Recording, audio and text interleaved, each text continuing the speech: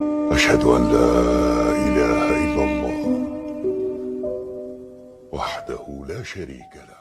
ஒருத்தர் மார்க்கப்பட்டு எந்த அளவுக்கு இருக்குதோ, எந்த அளவுக்கு மார்க்கத்தை தன்னை வாழ்க்கையில நடைமுறைப்படுத்துற, உண்மையாக நடைமுறைப்படுத்தினா, இஹ்லாஸோட நடைமுறைப்படுத்தினா உலகம் அழகாகும். உலகத்துடைய வாழ்க்கை அழகா வாழலாம். குடும்ப வாழ்க்கையில் அப்படி ஒரு நிம்மதி இருக்கும். பெற்றோருக்கும் உங்களுக்கு இடையில பெரிய ஒரு ராபித்தா இருக்கும். பிள்ளைகளுக்கு உங்களுக்கு இடையில ஒரு சுதந்திரமான ஒரு, அதாவது சொல்ல போனா ஃப்ரெண்ட்லியான ஒரு லைஃப் என்ன செய்யும் இருக்கும். சமூகத்தில் எடுத்துக்கொண்டீங்க நிம்மதியான ஒரு சூழ்நிலை இருக்கும். சரியாக இஸ்லாம் நுழையாம போலியா நடைமுறைப்படுத்திக்கிட்டு இருந்தீங்கன்னு சொன்னா எல்லாமே தலைகீழா இருக்கும். மார்க்கம் தான் உங்களுக்கு டிஸ்டர்ப் மாதிரியே விளங்கும். மார்க்கம் தான் உங்களுக்கு பெரிய டிஸ்டர்பே இந்த மார்க்கம் மாதிரி தான் விளங்கும். இதுதான் ஒரு, அதாவது நீங்க தெரிந்து கொள்ள வேண்டிய மிக பிரதானமான ஒரு அம்சம் இதுதான். இந்த அடிப்படையில் பாத்தீங்கன்னு சொன்னா சஹாபாக்களுடைய சொந்த வாழ்க்கை அவங்களுடைய ஆன்மீக வாழ்க்கையால் அழகுற்றது என்பதை தான் நீங்க பார்க்கலாம். அதுக்கு முதலாக நாம எடுக்கவே முடிஞ்ச விஷயம் பெற்றோர்களுக்கும் நபித்தோழர்களுக்கும் இருந்த தொடர்பு. நபித்தோழர்களுக்கும் நபித்தோட பெற்றோர்களுக்கும் இருந்த தொடர்பு. இஸ்லாத்துக்கு ஒருத்தர் வாரான்னு இன்றைக்கு இஸ்லாத்துக்கு வரக்கூடிய மக்களோட பேசுற நேரத்தில் அவங்க சொல்ற முதல் விஷயம் என்னன்னு சொன்னா, எங்களோட பெற்றோர்கள் எப்படி என்ன மாதிரி அப்படின்னு ஒரு கேள்வி கேட்பாங்க. ஏன்னா அவங்க மெயின் பயமாக தான் இருக்கு. மனைவியை கூட சமாளிச்சிடலாம், உமா அப்பா விஷயம், அப்பா அம்மா விஷயத்துல என்ன மாதிரி நடந்து கொள்றது அப்படின்னு கேட்பாங்க. நீங்க இஸ்லாத்தை ஏற்றுக்கொண்டா தான் உங்களோட அப்பா அம்மாக்கே நீ பிள்ளைன்றது விளங்கும். என்ன, நீ ஒரு பிள்ளை என்றது எப்ப விளங்கும் சொல்லிக் கொடுக்கணும் தெரியுமா? இஸ்லாத்துக்கு வந்து பாரு, வந்தால்தான் இந்த மகன் இப்ப மகனா இருக்கிறான்றதை அவங்களுக்கு என்ன செய்யும் விளங்கும். இஸ்லாம் அந்த ராபிதாவை, அந்த இணைப்பை அதிகப்படுத்துமே தவிர குறைக்காது. அதை நம்ம யார வாழ்க்கையை நம்ம அழகான உதாரணமாக சொல்லலாம். சஹாபாக்களோட வாழ்க்கையில இஸ்லாம் அவர்களுடைய உறவை அதிகரித்தது. பெற்றோர்களோடு உள்ள நல்ல முன்மாதிரி அவர்கள் நபித்தோழர்கள். அபூ ஹுரைரா ரலியல்லாஹு அன்ஹு அவருக்கு இருந்த ஒரே சொந்தம் அப்ப தாய் தான். தாய் காஃபிரா இருந்தாங்க. எவ்வளவு ரசூலுல்லாஹ்வை பத்தி பேசினாலும் ஏசுவாங்க. ஒரு முறை என்ன செஞ்சாங்க, கடுமையான வார்த்தை பேசிட்டாங்க. நேர ரசூலுல்லாஹி ஸல்லல்லாஹு அலைஹி வஸல்லம் அவர்கள்ட்ட வந்து, அல்லாஹ்வின் தூதரே, என் தாய் இஸ்லாத்துக்கு வரதுக்கு என்ன செய்ய, துஆ கேளுங்க. நாங்க ரசூலுல்லாஹி ஸல்லல்லாஹு அலைஹி வஸல்லம் அல்லாஹும்ம ஹதி உம்ம அபீ ஹுரைரா, அபூ ஹுரைராவுடைய தாய்க்கு நேர்வழி காட்டுவாயாக ரசூலுல்லாஹி ஸல்லல்லாஹு அலைஹி வஸல்லம் துஆ கேட்டாங்க. அந்த ரசூல் ஸல்லல்லாஹு அலைஹி வஸல்லம் உடைய துஆ கபூலாகும் என்ற ஆர்வத்தோட வீட்டுக்கு போறாங்க. வீட்டுக்குள்ள தண்ணீர் சத்தம் கேட்குது. அபூ ஹுரைராவே வெளியே நில்லுங்க அப்படி என்று சொல்லி தாய் சொல்றா. கொஞ்ச நேரத்துக்கு பிறகு உதுவெடுத்த நிலையில் தாய் வெளியே வந்தா, மகன் அஷ்ஹது அல்லா இலாஹ இல்லல்லாஹ் வ அஷ்ஹது அன்ன முஹம்மதன் அப்துஹு வ ரசூலுஹு என்று சொல்லி இஸ்லாத்தை ஏற்றுக்கொண்டார்கள். இந்த சந்தோஷம் தாங்க முடியாத அபூ ஹுரைரா ரலியல்லாஹு அன்ஹு அவர்கள் திரும்பி ரசூலுல்லாஹி ஸல்லல்லாஹு அலைஹி வஸல்லம் கிட்ட போய், என் தாய் இஸ்லாத்தை ஏற்றுக்கணும், அல்லாஹ்வோட துஆ அங்கீகரிச்சிட்டா, இந்த செய்தியை யார் கேட்டாலும் சரி என்னையும் என் தாயையும் அவர்கள் விரும்ப வேண்டும், அதுக்கு துஆ கேளுங்க அப்படின்னு சொல்லி அபூ ஹுரைரா ரலியல்லாஹு அன்ஹு அவர்கள் ரசூலுல்லாஹ்விடம் சொன்னாங்க. ரசூலுல்லாஹி ஸல்லல்லாஹு அலைஹி வஸல்லம் மறுபடி கையேந்தி சொன்னார்கள், யா அல்லாஹ், நான் அபூ ஹுரைராவையும் அவருடைய தாயையும் விரும்புகிறேன், இதை யாரெல்லாம் கேட்கிறார்களோ அவர்களையும் அவர்களை விரும்ப செய்வாயாக என்று ரசூலுல்லாஹ் துஆ கேட்டாங்க.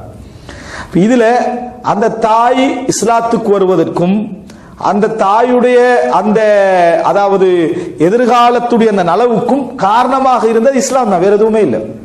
அபூ ஹுரைரா ரலியல்லாஹு அன்ஹு சொல்றாங்க, உன் தந்தையாக இருந்தா அவர் மேலுக்கு இருந்தா நீ அவர் கீழே இருக்கிற நேரத்தில் மேலுக்கு என்ன செய்யாத, உட்காராத, அவருக்கு முன்னால நீ என்ன செய்யாத, நடந்து போகாத அப்படின்றாங்க. இது நேரடியா ரசூலுல்லாஹ் கட்டளை அல்ல. அந்த அளவுக்கு பேணுதலாக நடந்து கொள்ளணும் உணர்வை கொடுத்தது இஸ்லாம். இப்னு உமர் ரலியல்லாஹு அன்ஹு அவர்கள், நான் தாய் சம்பந்தமான தலைப்பாக இதை மாத்தல, ஆனா நபித்தோழர்களோடு சம்பந்தப்பட்ட விஷயங்களை சொல்றேன். இப்னு உமர் ரலியல்லாஹு ஒருவரை காண்றாரு, தன்னுடைய தாயை மூட்டையாக அடிச்சுக்கண்டு ஒருத்தர் தவாஃப் செய்யறாரு. அப்ப கேட்டார் இப்னு உமர் ரலியல்லாஹு அன்ஹு அவர்கள், அத்துரானி, இப்னு உமரை கண்டுட்டு அவர் கேட்கிறாரு, அத்துரானி ஜஸைத்துஹா, இதன் மூலம் நான் என் தாய்க்கு நலவு செஞ்சவனாக ஆகிறேனா அப்படின்னு கேட்டாங்க. அப்ப அவர் சொன்ன, கல்லா வலவு ஜஃப்ரா, உன் தாய் உன்னை பெற்றெடுக்கின்ற நேரத்தில் அது அசைந்த நாடி நரம்புகள்ல ஒரு நரம்புக்கு கூட நீ கூலி கொடுத்ததாக இதுல ஆக மாட்டாய் அப்படின்னு சொன்னார்கள். ரசூலுல்லாஹ் சொன்னதா இல்ல. அந்த அளவுக்கு தாய் சம்பந்தமா முக்கியத்துவத்தை எது கொண்டு வந்து ஊட்டிச்சு இஸ்லாம். அல்லாஹ் ரப்புல் ஆலமீன் இந்த உலகத்தில் நீ வருவதற்கு காரணம் என்றால், இந்த உலகத்தில் அவனுடைய பிறப்புக்கு தாய் காரணம். அல்லாஹ்வுக்கு அடுத்ததாக தாய் தான். அல்லாஹ்வுக்கு அடுத்த வபில் வாலிதைனி இஹ்சானா, இணை வைக்க கூடாது, தாய் தந்தையோடு நல்ல முறையில் நடந்து கொள்ளுங்க. ஷிர்கையும் சம்பந்தப்படுத்தி இஸ்லாம் ஒரு உபகாரத்தை குர்ஆன்ல பேசுதுன்னா எது? இதுதான். உலகத்துல உச்சகட்ட பாவம் எது? ஷிர்க். அதுல உச்சகட்டம் ஷிர்க் செய்ய சொல்றது. அதுலயும் உச்சகட்டம் தெரியுமா? ஷிர்க் செய்ய நிர்பந்திக்கிறது. அந்த பாவத்தை உன் பெற்றோர்கள் செய்தாலும் அதாவது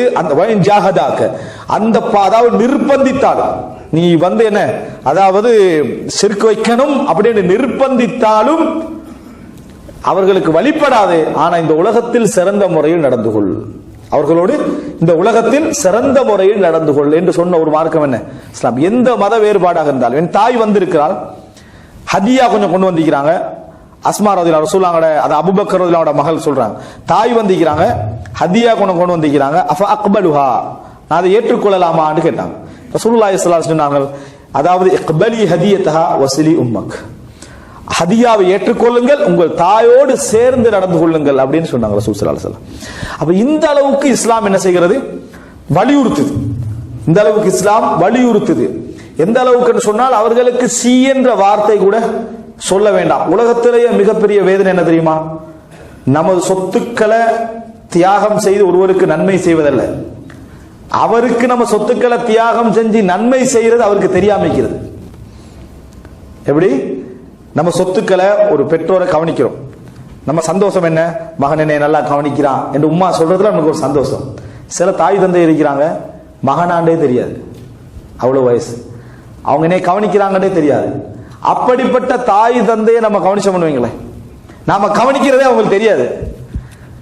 அவங்க நம்மளே மகனாவே நினைக்கல, யாரோ நினைக்கிறாங்க. அப்படிப்பட்ட தாய் தந்தையை கூட ஒத்த கவனிக்க சொல்ற மார்க்கம் எது? இஸ்லாம். இந்த இடத்துல முதியோர் இல்லங்கள் உண்டு, என்ன செய்யக்கூடாது? பெற்றோர்களுக்கான இல்லங்கள் உண்டு, இருக்கக்கூடாது சொல்ற அளவுக்குள்ள மார்க்கம் இஸ்லாம். அப்ப எனவே பெற்றோர்களுக்கான ராபித்தாவை நான் இப்ப சொன்ன சம்பவங்கள் எல்லாம் அதிகரிச்சுதா குறைச்சுதா? அதிகரித்தது. எனவே ஒருவர் உண்மையிலே நபித்தோழருடைய வாழ்க்கையை முன்மாதிரியாக எடுத்து ஒருவர் இருக்கிறாராக இருந்தால் அவருக்கும் பெற்றோருக்கும் இடையில ஒரு பலமான தொடர்பு இருக்கும். நபித்தோழரை நான் நபித்தோடைய முன்மாதிரி மிக்க வாழ்க்கையை தான் என் வாழ்க்கையில கொண்டு வந்திருக்கிறேன் என்று சொன்னால் அவருக்கும் பெற்றோர்களுக்கும் கடுமையான ஒரு தொடர்பு இருக்கும், பலமான ஒரு தொடர்பு இருக்கும். அப்படிப்பட்ட ஒரு இறுக்கம் இருக்கும். எங்கள் எத்தனை பேர் அதில் சரியா இருக்கிறோம்? அது கொஞ்சம் இது வச்சுக்கிறோம். மாசத்துக்கு ஒரு முறை போன் பண்ணி பேசுறது, நல்லா இருக்கிறீங்களா, ரெண்டாவது அக்கௌண்ட் தள்ளி போட்டுறது, அதோட சஹாபாக்கள் மாதிரி நினைச்சுக்கிறது. இப்னு உமர் எப்படி செஞ்சாரோ, அபூ ஹுரைரா எப்படி செஞ்சாரோ அது மாதிரி நானும் இருக்கிறேன்னு நினைச்சுக்கிறது. மாதத்துக்கு ஒரு முறை பேசுறது, ரெண்டாவது என்ன அக்கௌண்ட்டுக்கு பணத்தை போட்டுறது. ஆனா சஹாபாக்கள் அளவுக்கு நம்ம உம்மா அப்பாவோட நல்லா நடந்து கொண்டோம்னு சொல்லிக்கிறது. இதல்ல தாய் தந்தையை நடந்து கொண்டு வீட்டுக்கு போறதுல கூட செகண்டா தான் அவங்க இருப்பாங்க. எல்லா வேலையை முடிச்சிட்டு உம்மா பிஸின்னு சொல்றது. உம்மா என்ன செய்வா? மகன் நீ பிஸி தானே, அதை ஏற்றுக்கொள்வா தாய். தாய் நீங்க என்ன தவறு சொன்னாலும் என்ன செய்வாங்க? தாய் ஏற்றுக்கொள்ளக்கூடிய நிலைமையில இருப்பான். இதுதான் நாம செய்யக்கூடிய ராபிதாவாக எங்களுடைய தொடர்பா இருக்கிறதே தவிர சஹாபாக்களுக்கு மத்தியில் இருந்த அந்த தொடர்பு இருக்குது. அபூ ஹுரைரா ரலியல்லாஹு அன்ஹு அவர்கள் ரசூலுல்லாஹி ஈத்தப்பழம் வாங்குறாங்க. அபூ ஹுரைரா ரலியல்லாஹு அன்ஹு அவர்கள் என்ன செய்யறாங்க? ஒரு தனக்கு கொடுத்து ஈத்தப்பழத்தை அப்படி வச்சுக்கிறாங்க.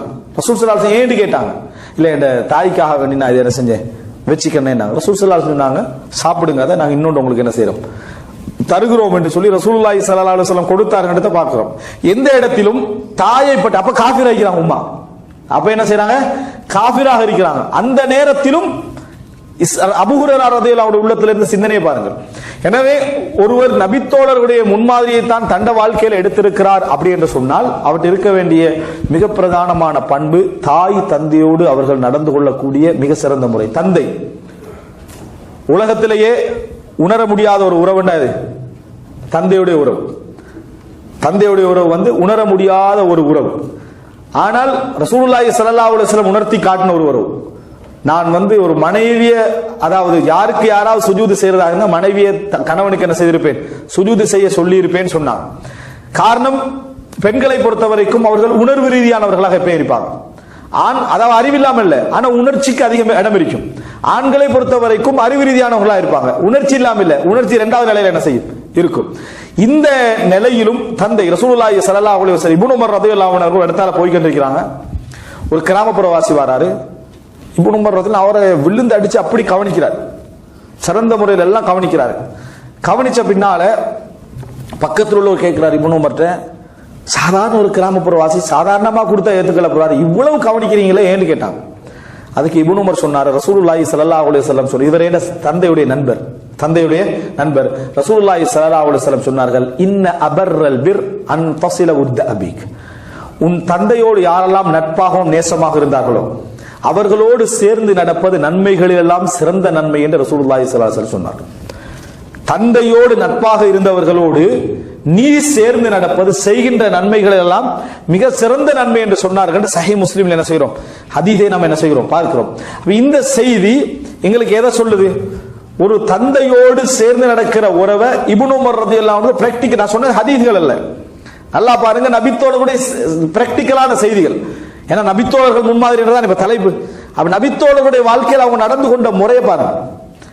இந்த மாதிரி நடந்து கொண்டதனால் தான் அந்த நபித்தோழர்கள் தந்தைக்கு நன்றி உள்ளவர்களாக, தாய்க்கு நன்றி உள்ளவர்களாக உருவாக்கப்பட்டதெல்லாம் இந்த இஸ்லாம் என்ற ராபிதாவை அவர்கள் சிறந்த முறையில் செய்தது என்பதை நாம் என்ன செய்கிறோம், உணர்கிறோம். எனவே அன்புள்ள சகோதரர்களே, சஹாபாக்களுடைய அந்த சொந்த வாழ்க்கையில் அஸ்மா ரலியல்லாஹு உட்பட எல்லாரும் பெற்றோர்களோடு நடந்து கொண்ட அந்த சிறந்த முறைக்கு இவைகள்லாம் ஒரு பெரும்பாலும் எடுத்துக்காட்டு. ஒருத்தர் நபித்தோருடைய வாழ்க்கையை தன்னை முன்மாதிரியா எடுத்தாருன்னா அவருடைய வாழ்க்கையில் என்ன இருக்கும், இந்த ராபிதா சரியாகி. ஒரு அறிஞர் சொல்றாரு, இந்த உலகத்தில் முன்னேறின எல்லோரையும் பார்த்தேன் நான், அவர் தன் பெற்றோருக்கு நல்ல உபகாரம் செய்யக்கூடிய மனிதராகத்தான் என்ன செஞ்சுக்கிறாங்க, இருந்துக்கிறாங்க. முன்னேறிய மனிதர்கள் எல்லாரும் எப்படி இருக்கிறாங்க சொன்னா, தன் உம்மா வாப்பாண்டா என்ன செய்யறாங்க, உயிராக இருந்திருக்கிறார்கள் அப்படின்னு என்ன செய்யறாரு சொல்லக்கூடிய ஒரு கூற்றை நாம் என்ன செய்கிறோம் பார்க்கிறோம். அஸ்ஸலாமு அலைக்கும். இது உங்கள் பயான் நெட்வொர்க் தமிழ். இந்த வீடியோ பிடிச்சி இருந்தா நம்ம சேனலை சப்ஸ்கிரைப் பண்ணுங்க. உங்க ஃபேமிலி அண்ட் ஃப்ரெண்ட்ஸ்க்கும் ஷேர் பண்ணுங்க. அன்புக்கு நன்றி இஸ்லாமிய நெஞ்சங்களே.